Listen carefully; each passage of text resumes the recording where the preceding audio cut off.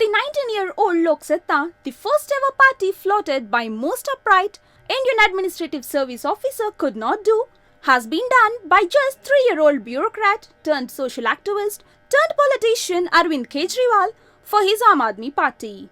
Why only Lok Satta leader? Even Kejriwal had also broke the earlier record of none other than the first Indian Prime Minister and most world-class charismatic leader like Pandit Jawaharlal Nehru, by winning record number of seats in the Delhi Assembly but also the percentage of votes polled. Yes, Aam Aadmi Party not only grabbed 67 of the 70 assembly seats but also got all-time high of 70+% of vote share in the total. Amazing but true. Aam Aadmi Party trounced both the traditional national parties, Congress as well the BJP. Only consolation to BJP happens to cling on to its percentage, though narrowly lost few points but badly number of seats. Mango News chose to find out reasons behind Lok Satta Party's failure to impact on Telugus in the state since its formation, from none other than its chief Dr Jayaprakash Narayan during an informal chat. Do you feel the electorate of erstwhile Andhra Pradesh or present two Telugu states different from Delhi? It's not merely Andhra Pradesh or Telangana. Much of India, people at heart are the same across cultures, across nations, across languages and skin color. People ultimately are the same, but because of a certain historical baggage and culture, because of a certain educational, economic and social status, you are prisoners of your own surroundings and circumstances. People come out of that. That's what human evolution taught us.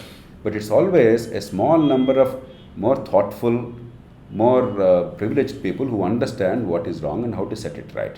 Slowly, that culture seeps into the rest of the society. Over a generation, a whole society changes. Now, Delhi is India's richest, most educated city. Delhi is the center of India's centralized politics, and therefore, Delhi people have seen the ugliness of politics at the national level over the past 50, 60 years. The crassness, the corruption, the kleptocracy and plutocracy. And therefore, they become far more sensitized. And Delhi understands the nuances that panchayat elections are not the same as parliament elections. In India, generally, we treat all elections as the same. All issues for all elections are identical. It's a very silly, immature approach. Delhi people have greater sense of maturity. And Delhi media thinks that whatever happens in Delhi is national, whatever happens in Hyderabad or Bengaluru is just local and provincial. It's not a very wise approach. That's not the way many other countries build their public policy or public discourse, but that's what we are, a very centralized, power-hungry culture. And in Delhi, because it became the epicenter of many agitations, certainly it became easier to channelize people's anger politically and to build an organization. It's just that there are certain circumstances that favored the rapid rise of this kind of politics.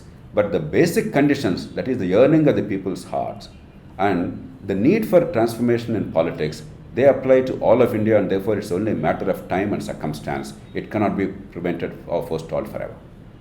Reasons behind your failure and Kejriwal's success? It is not somebody's failure or success. Just because if Kejriwal got 35 seats today, you would have said it's 30 seats today, you would have said it's a failure. It's a very silly way of looking at a historical process. Lok Satta embarked upon this movement 19 years ago when nobody in the middle classes seriously took notice of politics. We came up with enduring solutions. We brought about 7 significant changes in law and policy, including cancellation of 2G spectrum licenses and 3 constitutional amendments to transform India. But a lot more transformation is required. We ventured into electoral politics, hesitantly though, but with deep feeling, at a time when all these forces were rejecting politics and scared of political process. It is these experiences that help other people to take it forward. The conditions of Delhi are not the same as the conditions of Bangalore or Hyderabad or Bangalore or Chittoor or a village. India is almost a continent. India is more complicated than Europe. It's a generational transformation. Therefore, you cannot measure the success or failure in the prism of one election victory or one election failure. Both are wrong approaches. It is not a power quest. It is about transformation of India. Because everything that is elected is not necessarily right. Everything that's not elected is not necessarily wrong. The notion that electoral victory legitimizes everything or defeat delegitimizes everything is a dangerous notion. People like Lala have argued, because I'm elected, now I'm no longer a criminal, or you have to accept me as a criminal. That's a nonsensical argument. So a bad policy merely because you got public support today doesn't become a good policy. It means people right now want it for whatever reasons. A good leader or wise long-term leadership looks at the long-term public good of the country and tries to reconcile that with a short-term political price. But you cannot always compromise or sacrifice the long-term public good at the cost of for the benefit of the short-term political gain. So I think we have to look at it much more deeply.